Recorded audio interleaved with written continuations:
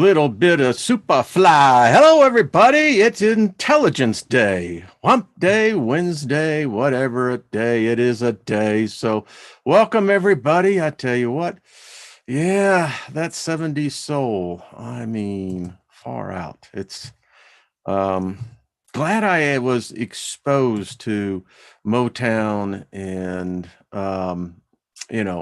understanding soul music. It's beautiful, and I love it. So I think we're all together here. It looks like all systems are go. So hi everybody, how you doing? Giving you a big wave, speaking favor over us all. Nothing missing, nothing broken, and full restoration, baby. If you've ever had anything stolen from you, taken from you, whether you knew it or didn't know it, you have the natural legal right, the lawful right, by the way, to reclaim that. And yeah, so anyway, we're prospering. Be of service to others, because guess what? They'll be of service to you. And the circle goes on and on and on. So what's happening, everybody? Hello, everyone in the chat room. As I look over on the other screen, got a couple of them over here. And so when I look up there, it's the big screen. It's like, yeah. Hey, Shannon, what's up? Thank you. Nothing missing, nothing broken. I tell you, it's a good way to be. Good way to come in, good way to go out. Hey, talking about the balance sheet being balanced. All right. Hey, Cheryl, what's up? Listening from Massachusetts. Cheryl, good to hear from you. Good to see you.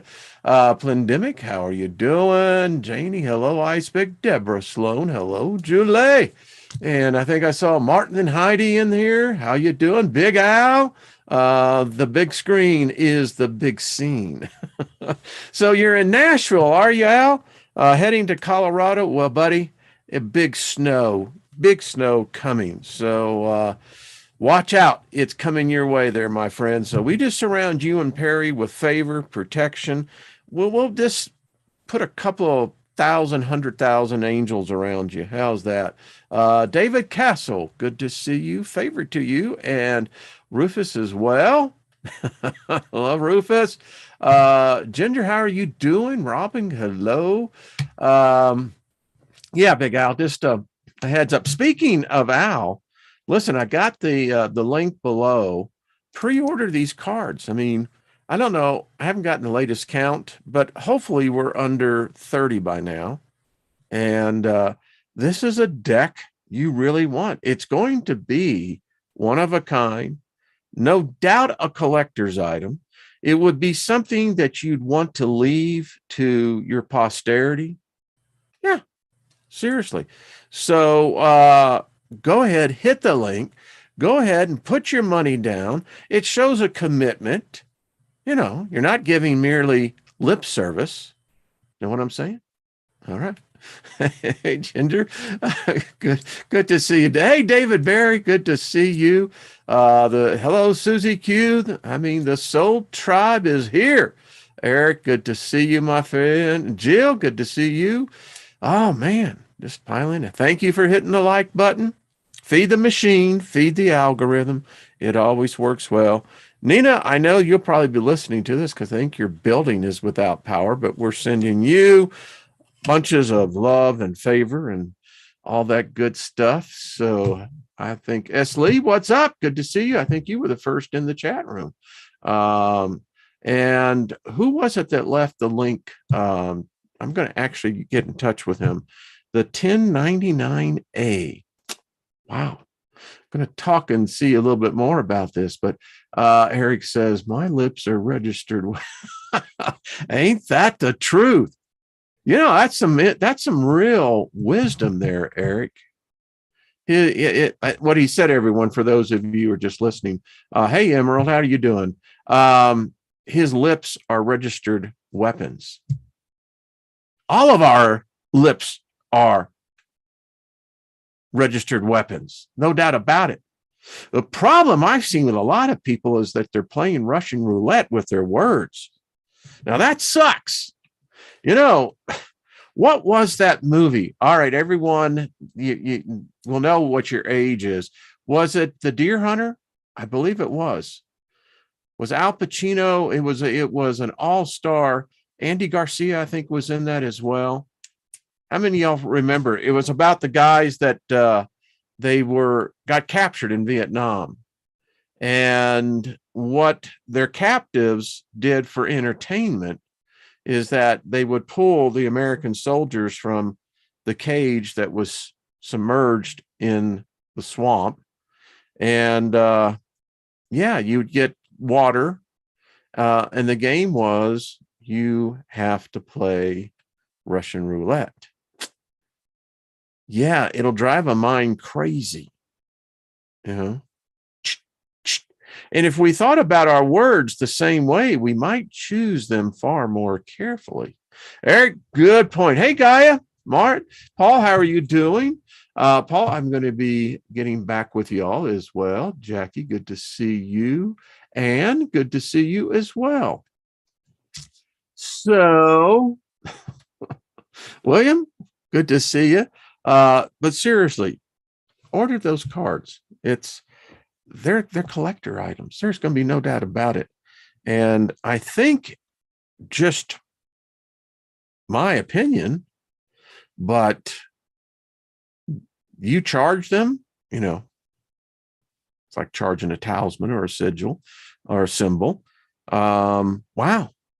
It activates them. Be like in an F1 compared to, let's say, NASCAR. But that's just my opinion there again. Hey, Elderberry, good to see you. I'm just trying to read it as it's going. So, our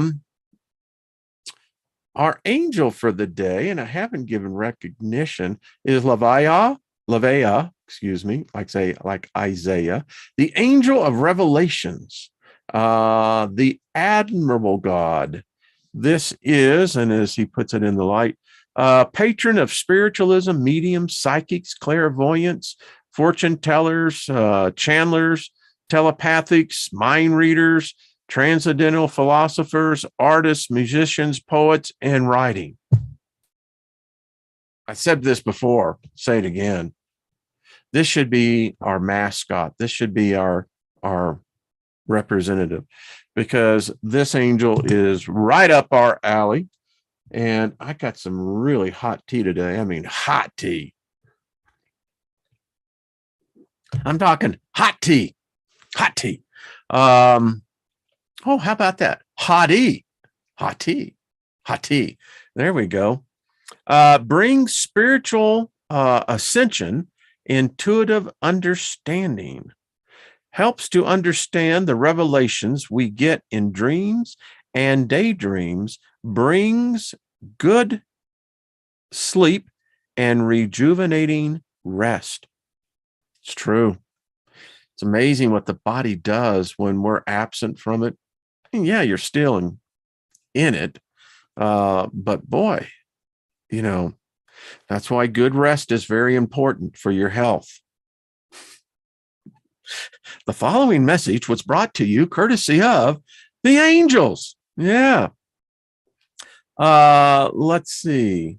Allows us to gain awareness of the mechanics of the psyche. Inspires you to read a lot, to study and learn continuously. Symbol of premonition and reciprocity. I love that. That's that, yin yang thing. Cool angels. Love this angel. I want to see what days are really but as he's looking in here. Okay, so January 24th was the anyway, cool angel. So got a lot of feedback. Whenever we visit Lilith, it's always a heavy response, as they would say. I believe that, we're plowing new territory here to a destination that's already existed. It's just that we, our species, you just got to pity us at times. At times I get frustrated with Homo sapiens. I think that's what we're classified. People, the human race, humanity, whatever. Because we just don't get it as a species. We're so gullible, number one. We're so malleable, number two. And the vast majority of people are pre-programmed to be subservient to authority. And within that script, there is this subscript that you're just a piece of shit, man. Everything you've done, you have screwed up. And I mean, who gives a crap about you to begin with? Seriously. And that's the kind of self-talk we start getting into. And it manifests, by the way, in children. Watch children in groups on the playground. And you see it. You see the program running. And I guess it's because we've never had the gall, the kahunas, the belief of teaching our children something other than what they've been taught for thousands of years. And so this gets us into Lilith. And there is such a plethora of beliefs as to who, what Lilith was not, So I thought that we would spend today on, it's a great book. It's a true history book, and that we can actually find out about Lilith. At least this group will have a firmer foundation and be able to address as to either the legitimacy or the reality of such a deity, such a goddess, something named Lilith. So if you want this book, it's readily available. Just ask me for it. I'd love to get it to you. So this is Lilith, Adam's first wife. And the author of this book does a great job in giving all the references, which that is important. All right. Who is Lilith? Lilith is extremely controversial figure within the Jewish folklore. And much of what people believe of Lilith actually comes again from the Judaic belief system. That ought to tell you something right there. All right. Lilith's name is not included in the creation story of the Torah, but she appears in several midrashic texts. Her symbolism, history, and literature are debated among Jewish scholars, feminists, and other intellectuals. There are multiple origin stories for Lilith, but the most popular history told views Lilith as the first wife of Adam. According to the first Eve story, Lilith was created by God from dust and placed to live in the garden with Adam until problems arose between Adam and Lilith when Adam tried to exercise dominance over Lilith. Now, we have to stop there because several things, it goes against canon scripture. Number one, that the woman was, formed at the same time as the Adama. But depending on your point of view, excuse me, you could take the Genesis 6 story, 126, and say, well, that could have been Lilith, because it was not the same Adam as told in Genesis 2, 7, and 9. Here, Lilith is equal to Adam in every way. Then you get into this whole thing about sex. It's the most ambiguous aspect of the whole creation story, is that when did they do the coitus thing, man? Don't know. Because if you read certain text in which, my goodness, we have covered them all. I mean, all of them, the pseudo-apocrypha, they say that Adam and Eve were not in the garden more than 6 hours. But then again, we continue. One story tells that Lilith refused to lay beneath Adam during sex. She believed they were created equal, both from the dust of the earth. Thus, she should not have to lay beneath him. And you have to think that's pretty, that it is so degrading in that aspect, because what the man is saying is that he is not going to touch the earth. In essence, that, the woman will take that position. I probably pissed me off too. After Adam disagreed, Lilith fled the Garden of Eden to gain her independence. Adam told God that, now, why didn't God know this?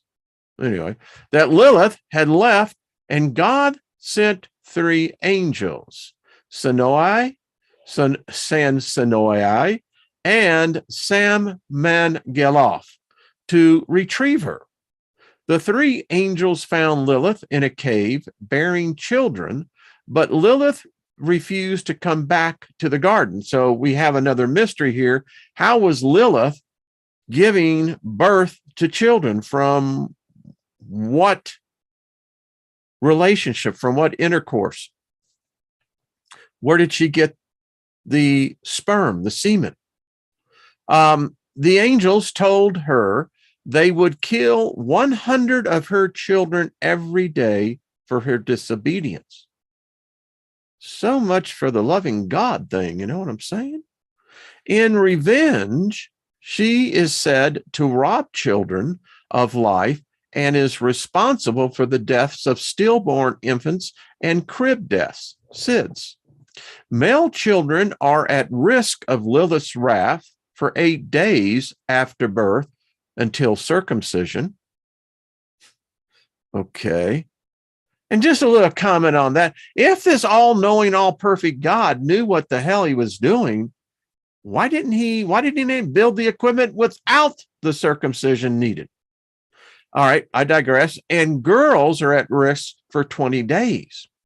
Although Lilith stole children's lives in the night, she agreed not to kill the children who had amulets of either of the 3 angels. After the angel's departure, Lilith tried to return to the garden, but upon her arrival, she discovered that Adam already had another mate, Eve. Out of revenge, Lilith had sex with Adam while he was sleeping and stole his seed. With his seed, she bears the Lilium, earth-bound demons, to replace her children killed by the angels. Well, if you just take this simply for the metaphor of what it's saying, holy crapola, this is a war. This is not just bad blood. We're way past that. This is a war. That would anger me. Imagine if, and I'm not saying this is true. This is what the stories tell. Lilith is also said to be responsible for males' erotic dreams in night emissions. Another theory says that Lilith is impregnated, thus creating more demons by masturbation and erotic dreams. Now, masturbation is this real well, it's one of the subjects, it's taboo. You don't talk about that. It's not, considered couth, but yet if you really get into the studies of this, this was a real big problem. Now, anthropologists say that if you look at this from one as a society, that there was a great need for more humans. So if you're going to be in the midst of seeking sexual release, then you should be doing it with a mate. And as a result, many religions have built upon this. And this is where a huge guilt factor, it's what I call the guilt demon, because that door is open usually at a very young age because you're shamed, you know. It's one of those things, everybody does it, but everyone denies it. Go figure. All right, Lilith's bibliography. Lilith, a power symbol? Maybe not. The open-ended nature of Lilith symbol was allowed different groups to use her as a destructive female symbol or a symbol of female power. Many feminists see Lilith as not only the first woman, but the first independent woman created. In the creation story, she refuses to allow Adam to dominate her and flees the garden despite the consequences. In order to retain her freedom, well, let me just say there, then she was never free to begin with. There should be no consequences in the case of having a different opinion or view. But here, punishment is associated with disobedience, and disobedience is associated with not buying the bullshit that is being run downhill. In layman's talk. I love that vernacular. Anyway, in order to retain her freedom, she must give up her children. Well, that would drive a woman, a mother, nuts. And in retaliation, she steals the seed of Adam. In one account of this story, Lilith is said to mount Adam. This version of the story implies that Lilith sexually violated Adam, raped him. However, other stories portray Lilith as a demoness who kills children and takes advantage of men while they're sleeping. Jewish halachic law forbids the spilling of man seed, masturbation, and Lilith takes advantage of this during masturbation or exotic dreams and uses it to replenish her own offspring. Although, and if you look at this, this is why some of the more powerful magic, particularly in spells, if you want to curse a company, a group, individually, yeah, this is the type of creation power that is in that. It's not for this topic here, but anyway.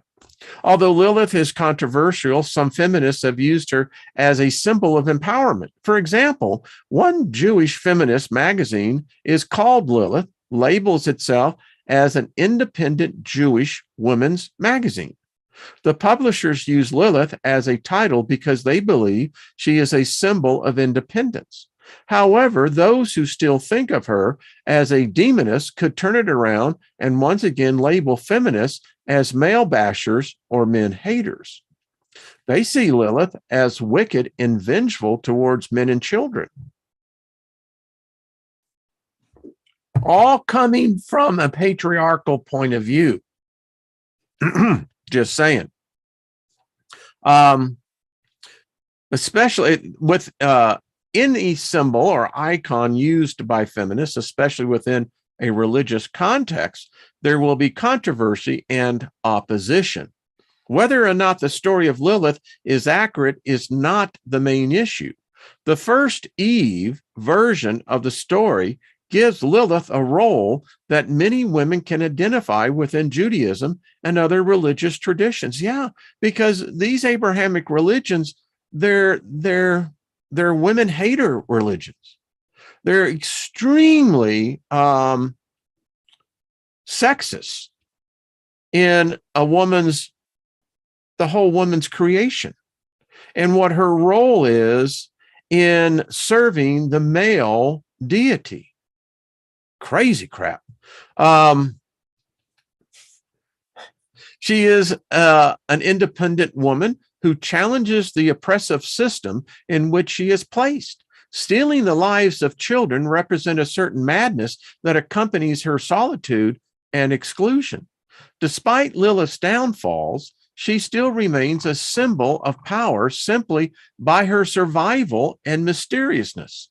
She is open for interpretation and therefore allows women to reinterpret her symbolism and power within the tradition. Now, the following is, you can't see these connections, but these are the pictures of Lilith. You can easily go in there. We get into the etymology. So the Semitic root L-Y-L, which is pronounced Lyel in Hebrew, as Lyel in Arabic, means night. In the Talmudic and Yiddish version, uses of Lilith as following in the Hebrew. In Akkadian, the term Lilil, L-I-L-I, and Lilithu mean spirits. Some uses of the Lilithu are listed in the Assyrian Dictionary of Oriental Institute of the University of Chicago. I told you this is a textbook and heavily referenced. Let's see, he goes on to say the Sumerian she-devil, Lilil, has no etymologic relation to the Sumerian Lilu, meaning evening. Archibald Sayce says, consider that the word Lilith and the Akkadian Lilithu are from a Proto-Semitic background. Charles Fossey, 1902, by the way, has this literally translating to female night being / demon. Although the cuneiform inscriptions where the Lilith and the Lilithu refer to disease-bearing wind spirits exist. Another possibility is an association with night, but with wind, thus identifying the Akkadian Lilithu as a loan from the Sumerian Lil or air, specifically from Ninjel, Lady Air, goddess of the south wind, the wife of Inyel, and the Utud, the moon. So right there, you can connect everything that you have read about Lilith in essence, and this what this one reference section brought out. The south wind, always a hot, destructive wind. The wife of Inyel, goddess of the air. Wow. Mesopotamian mythology, although widely repeated in secondary and tertiary sources, the possible references to Lilith in Mesopotamian mythology are now disputed. The spirit in the tree in the Gilgamesh epic. This is where the Genesis story, particularly the first 10 chapters come from, is the Epic of Gilgamesh. Now, one of the professors that I have followed for years also received the first doctorate in Sumerian cuneiform. Dr. Samuel Noah Kramer translates the following: Kai Sakel Lil La Ke as Lilith in tablet 12 of the Epic of Gilgamesh, dated about circa 600 BC. Tablet 12 is not part of the Epic of Gilgamesh, but is a later Akkadian translation of the latter part of the Sumerian poem of the Build Games and the Netherworld. The Kai Sakil El Lake is associated with a serpent and a zoo bird. In the Build Games and the Netherworld, a Hulapua tree, a willow tree, grows in an Anna's garden in the city of Uruk, who, by the way, this is where Abraham came from, whose wood she plans to use to build a new throne. Now, this is a poem in the Sumerian text. After 10 years of growth, she comes to harvest it and finds a serpent living at its base, a zoo bird raising young in its crown, and that a Kai Saikal Lal La Ke made a house in its trunk.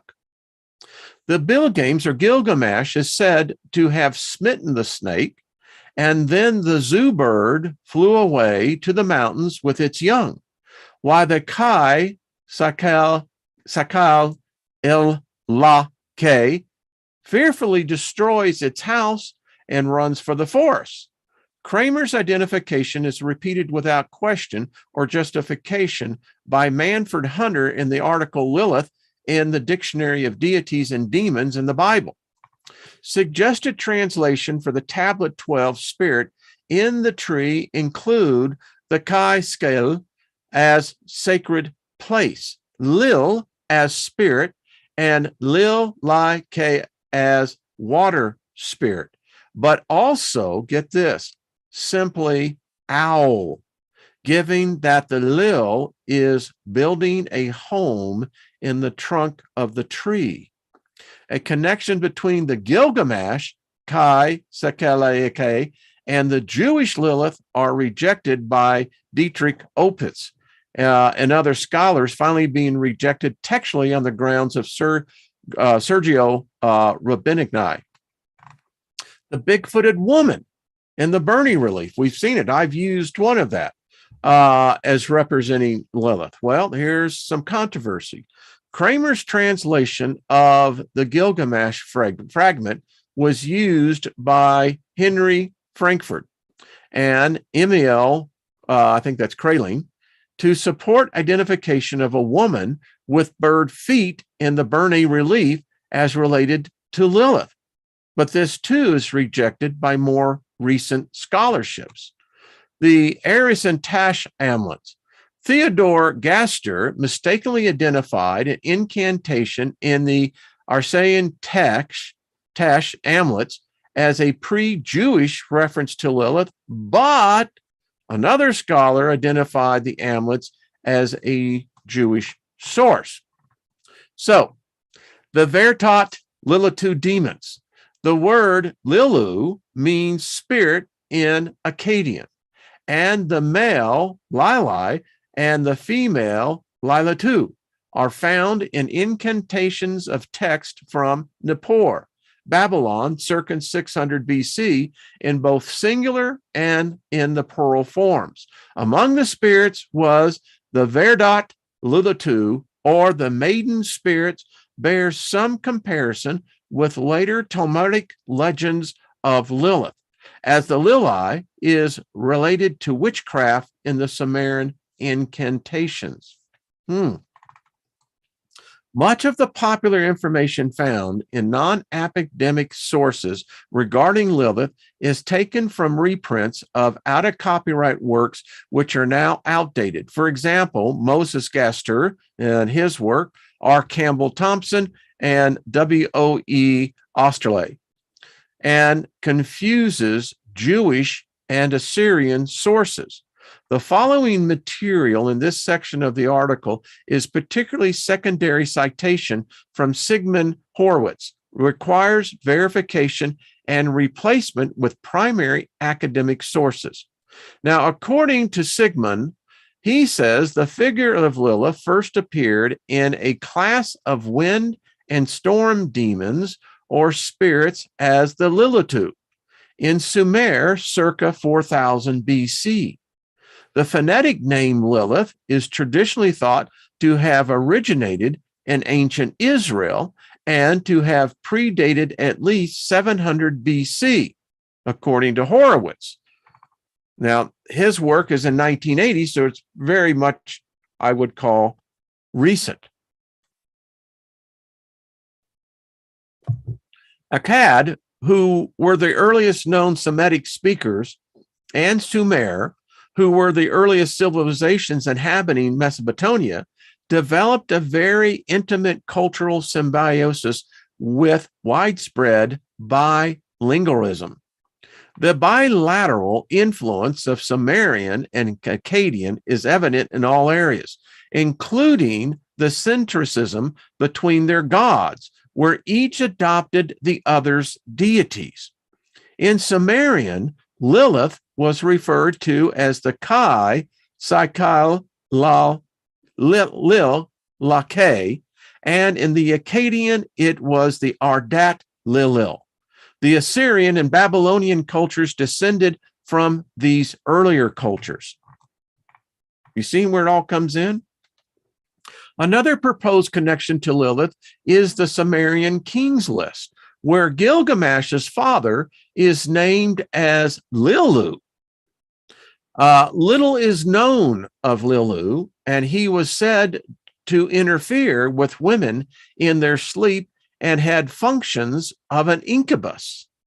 Wow. While the Lilitu appeared to men in their exotic erotic dreams, such qualities as the Lelu or wandering about, and the Lulu or lasciviousness is from the Akkadian language, have been associated as sources with the names Lila, and Lilitu. But some Sumeriologists say that Lilitu is purely Sumerian. The Lilitu, demons. Now, in the Assyrian, the Lilitu were said to prey upon children and women and were described as associated with lions, storms, desert, and disease. Early portrayals of such demons are known as Zubird talons. Excuse me. The Zubirds were known to have bird talons for feet and wings. They were highly sexual, predatory towards men, but were unable to copulate normally. They were thought to dwell in waste, desolate, and desert places. Like the Sumerian Demi, a male wind demon named Pazuzu was thought to be effective against them. So even going back 7,000 years now, there was apparently this belief that these creatures, these demons, existed. Lilith's epithet was a beautiful maiden. She was described as having no milk in her breast and was unable to bear any children.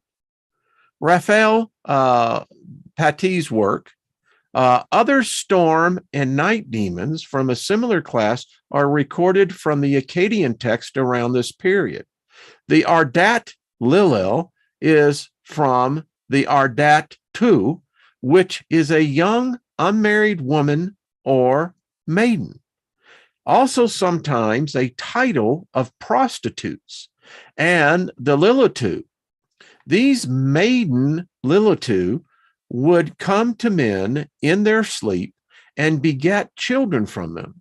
Sick men would also be described as being seized by the Ardat Lilil. Their male counterparts, similar to an incubus, were the Itaru Lilil. These demons were originally storm and wind demons. However, later etymology made them into night demons. You ever get the feeling that what you believe just ain't what you were told? Raise your hands, brothers and sisters. All right. Lamashatu, or the Labratu in Sumerian Demi, was a very similar Mesopotamian demon to the Lilitu. And Lilith seems to have inherited many of the Lamashtu's myths. She was considered a demigoddess and daughter of Anu, the sky god. Sounds pretty familiar to the Liber Lilith, does it not? Many incantations against her mention her status as a daughter of heaven and her exercising her free will over infants. This makes her different from the rest of the demons in Mesopotamia. Unlike her demonic peers, the La Mashatu was not instructed by the gods to do her malevolence. She did it on her own accord. She was said to seduce men, harm pregnant women, mothers, and neonates, kill foliage, and drink blood, and was a cause of disease, sickness, and death. Some incantations described her as 7 witches. The space between her legs is as a scorpion, corresponding to the astrological sign of Scorpio. Scorpio rules the genitals and sex organs. Her head is that of a lion. She has Anzu, bird feet like the Lilith. Her breasts are sucked by a pig and a dog, and she rides the back of a donkey. Other texts mention the Lamashatu as the hand of Inanna, Ishtar, in place of the Lilith or the Ardat Lili. Wow. 2 other Mesopotamian demons have a close relationship to the Lilith, Galu and Alu. Alu was originally an asexual demon who took on female attributes, but later became a male demon. Well, we got that shit going on now. Alu liked to roam the streets like a stray dog at night and creep into people's bedrooms as they slept to terrify them. He was described as being half human and half devil. Still don't know what a devil looks like, but he was half of that. He appears in Jewish lore as the Ilo. Here he is used as one of Lilith's secret names. In other texts, Alu is a daughter of Lilith who's had intercourse with a man. Other demons, the Galu, is of the Utuku group. Galu's name, like Utuku, was also used as a general term for multiple demons. Later, Galu appears as Galo, the Gallo, or Galu in the Greek Byzantine mythology, as a child-stealing and child-killing demon. This figure was likewise adapted by the Jews as the Gilu and was also considered a secret name of Lilith. Confused yet? I mean, if you're doing the family tree on this one, at some of this point, you're going, well, what the hell? The number's been disconnected. I can't finish out the tree. Let's see. Stephen Langdon claims that the Babylonian text depicting the Lilith as a sacred prostitute of the goddess Ishtar, the Assyrian and Babylonian counterpart to the Sumerian Inanna. Horowitz similarly claims that other Sumerian accounts assert that the Lilith is called the handmaiden of Inanna or the hand of Inanna.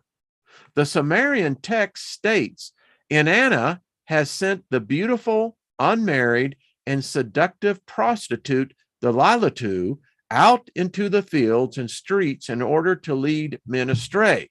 That is why the Lilith is called the hand of Inanna.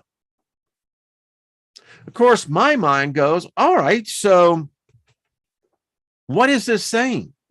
To lead men astray. I mean, what does that mean? Men astray. Lilith in the Bible. There is an ongoing scholarly debate as to whether the concept of Lilith occurs in the Bible at all. The only possible occurrence is in the book of Isaiah 34, 13, 15, describing the desolation of Edom, where the Hebrew word Lilith appears in a list of 8 unclean animals, some of which may have demonic associations.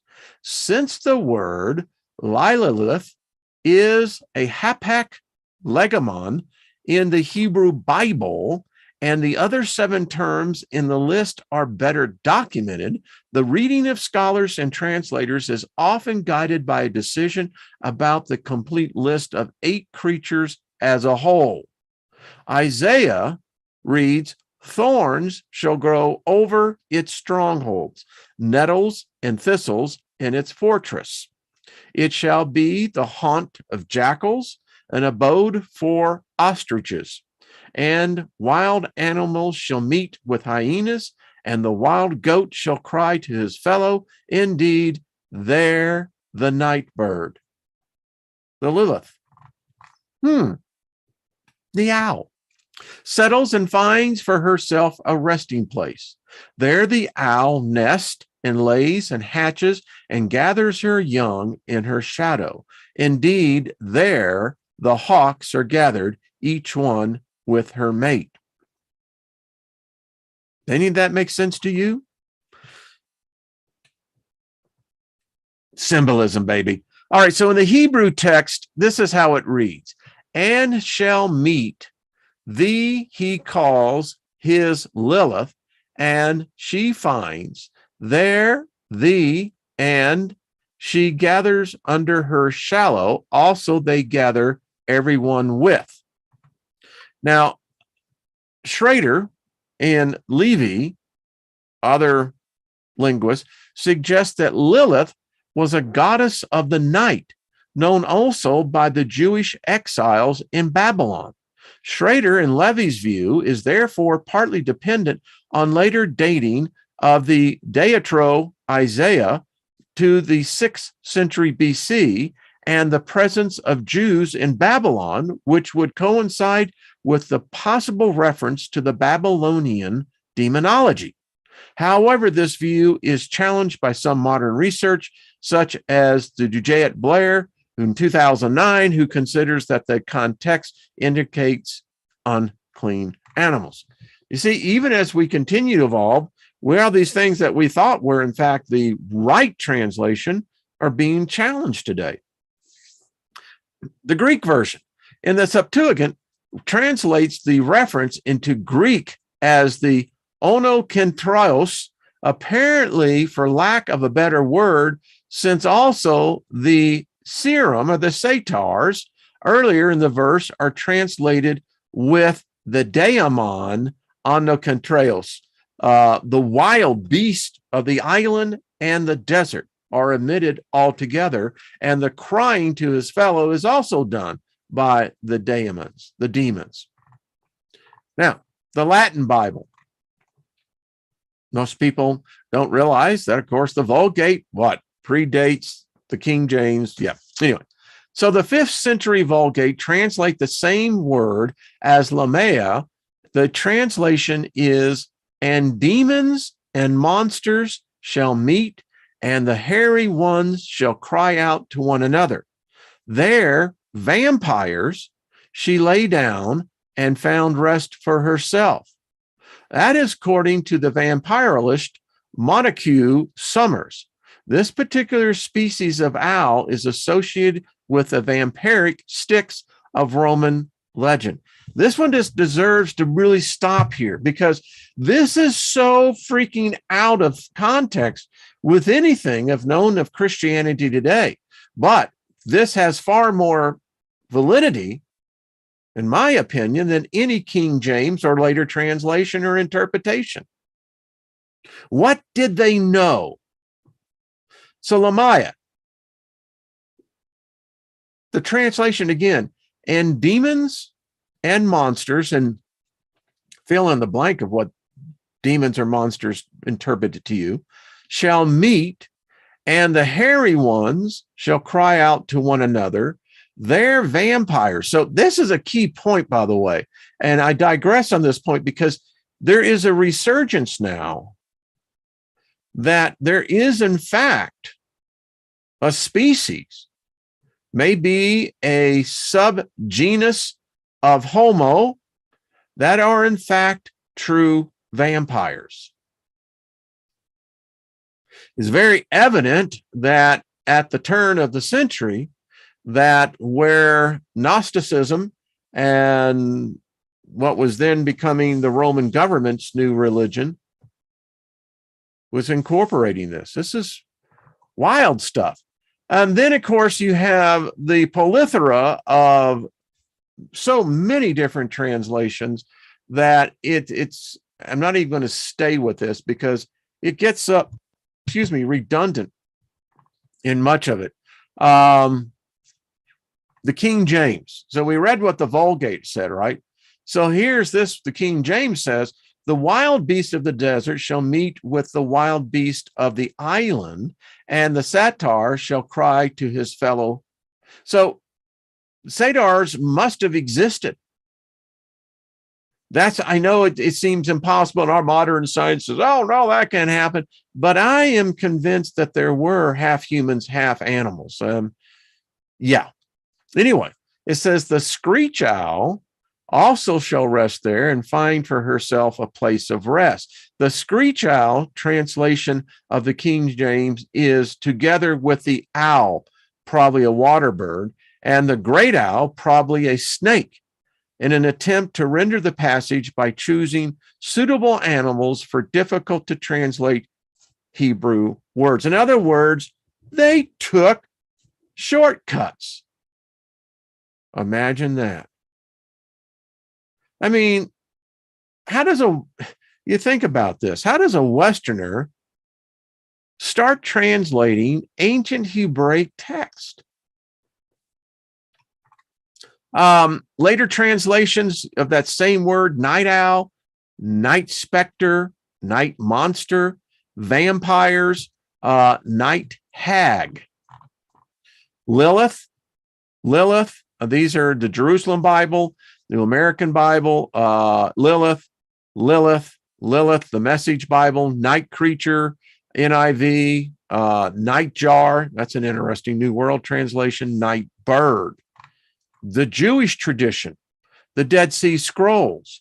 The appearance of Lilith in the Dead Sea Scrolls is somewhat more contentious, with one indisputable reference in the Song for a Sage, and a promising additional allusion found by A. Baumgarten in The Seductress.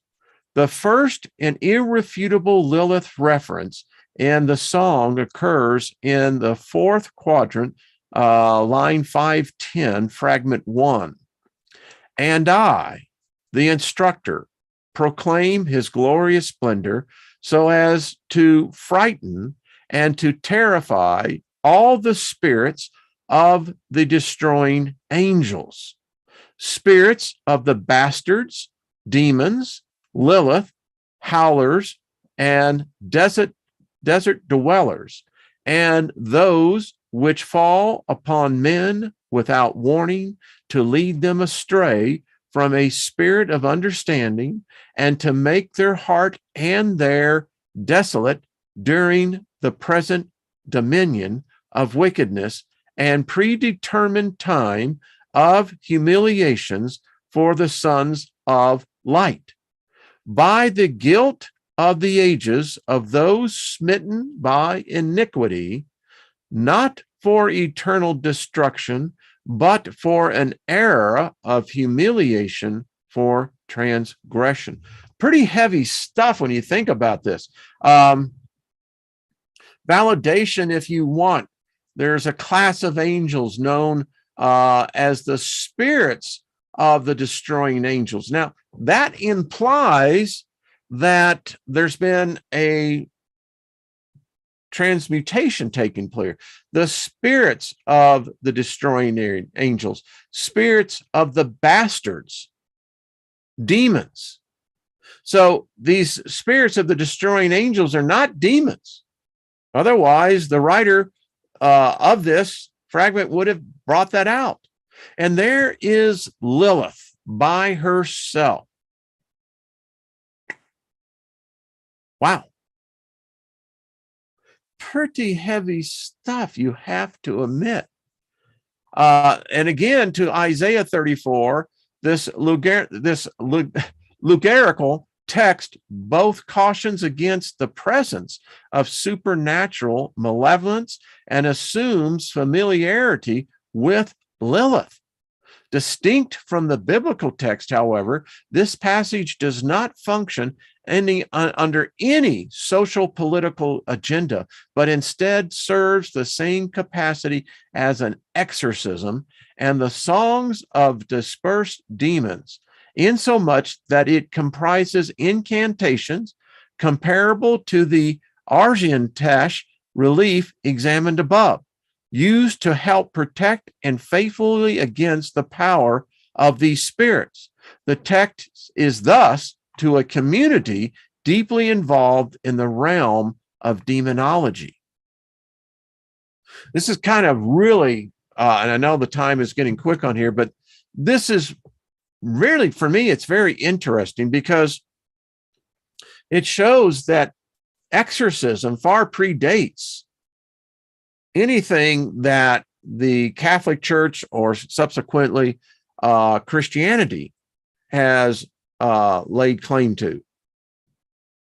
And you can see that apparently stemming out of this region, Mesopotamia, the Middle East, along with other Eastern beliefs,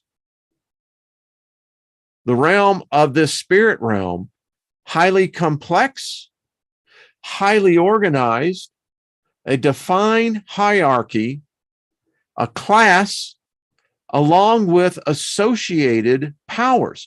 And it's recognized in these incantations to exorcise the spirits, that these spirits have power and power over humans, and apparently have powers over the elements. Says another text discovered in the Quorum, conventionally associated with the book of Proverbs, credibly could also appropriate the Lilith tradition in its description of a precocious, winsome woman, the seductress. The ancient poem, dated to the 1st century BC, but plausibly much older, describes a dangerous woman and consequently warns against encounters with her. Customarily, the woman depicted in this text is equated to the strange woman of Proverbs 2 and 5. Now, that's the woman who calls into all the young men, and woe unto the young man that enters into her house, for he shall not ever leave alive. And for good reason. The parallels are instantly recognizable. However, what this association does not take into account are the additional descriptions of the seductress from the Quorum that cannot be found attributed to the strange woman of Proverbs, namely her horns and her wings. Holy shit. Well, you think you might have wanted included that? A multitude of sins is in her wings.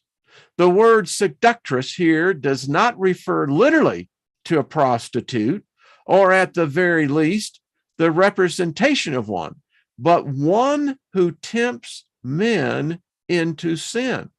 Define sin however you like, because we know that the real Christ said that there is no sin. But anyway, I digress. The sort of individual with whom the text communally would have been familiar. The seductress of the Quorum text, conversely, could not possibly have represented an existent social threat given the constraints of this particular aesthetic community. Instead, the Quorum text uses the imaginary imagery of Proverbs to explicit a much broader supernatural threat, the threat of the demoness Lilith. Wow. Love this book. We may continue on with it because, and we're not going to do all 225 pages. Obviously, that's not possible time-wise. But you get into the tumult, excuse me, tumult, yeah. We're going to get into that. The Shenium cults, we're going to get into that. Folk tradition. I think when we get finished, and we'll probably do this tomorrow, that this will leave us all with a much better understanding.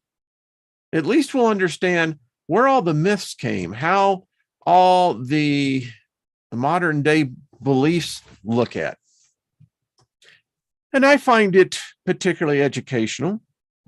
It certainly puts into perspective where so many beliefs coalesce, where this goddess is concerned. And that's the only thing I can say. She's a goddess.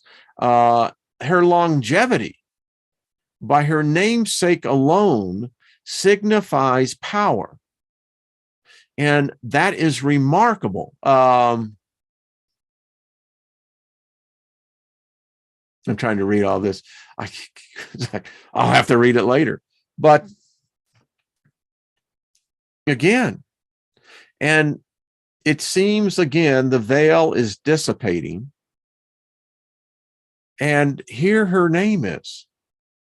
And you know, one of the things that I have been taught, there are many different deities, many different gods, goddesses. They get their strength by the humans that believe in them. And it's real interesting. The more that we speak of Lilith, the more that we really go deep into at least finding it from a academic perspective, I find it remarkable. And as more people begin to recognize her name, begin to see an alternative point of view to her, the more powerful she becomes. Thank you, William. It was a great read. It's fascinating. I find myself late at night reading this particular book because it's the way that it's laid out. And I go to sleep and I'm going, you know, glad I met you, goddess. You know, read someone and they said that the experience that I had with the kiss of Lilith, the coldness, it took hours to get the heat back into my body, but apparently that's affirmation. Hey, David Barry, how you doing? Yeah, I am going to be, did your pre-record last night. So I will be with the ladies on Friday, Andromeda 7. So looking forward to that. Well, holy freaking Lilith Batman, no shit. That's a fact, Al. I mean, yeah, you know, kind of reminds me of that song, you know, you got to treat her like a lady, you know. Cornelius Brothers and Sister Rose. You got to treat her like a lady. There we go. That's all I got to say. All right. Had fun today. Al, Big Al, there's like, seriously, there is a big snow coming. So you and Perry will be hitting some part of that. Just heads up. Martin, Heidi, appreciate it. And to Tony, much love to you, Tony. Pretty puppy dog. Genetically modified. How are you doing? So good to see you. All right. This has been fun. We are going to be so much more freaking knowledgeable. You know, we'll go into chat rooms and then, you know, people are going to go, where'd you hear this? And of course you can go, ha, you know, I can give you references if you want. Sure, Al, that's from my heart to yours, because I love the snow. I've been calling it in, you know, I start calling in the snow, you know, months ahead of time. So, but it isn't my fault, just telling you. All right. Hey, Tanya, good to see you. Susie Q, Project Sky Falls. Well, thank you, madam. Thank you very much. Thank you very much. There is Jules. How are you, my dear? Much love to you. Julianne. Thought you were in bed by now. I mean, is that what I saw you writing earlier? What time is it there? Like 5 a.m. or something? It must be hot because I think it's the summertime. Scoop, good to see you. All right, everybody. I am going to make like a hockey player and get the puck out of here. All right. I'll see y'all tomorrow. Enjoy the day. Man, it's the most fantastic day. It really is. And good things are upon us. We receive those good things. We receive the good news. That's all you have to do. All right, Shannon, question all you dream people. If we are subconsciously thinking of someone before sleep, is that sort of an invitation? Yes, my opinion. I mean, if you go into your dreams and say that you're opening yourself up, then expect visit. And there's nothing wrong with that. Hopefully, you know how to, if you're in a dream and someone tries to do something, kick their ass. That's all I got to say. Just kick their ass. That's all you got to do. I mean, if they're going to try to kick your ass, kick their ass first. The wisdom of a child, 3 years old. I love it. Well, why are you going to kick their ass? Because they're going to come in my house and try to kick my ass. So I'm going to kick their ass first. Peace, baby. I'll see y'all later. Much love. Bye-bye.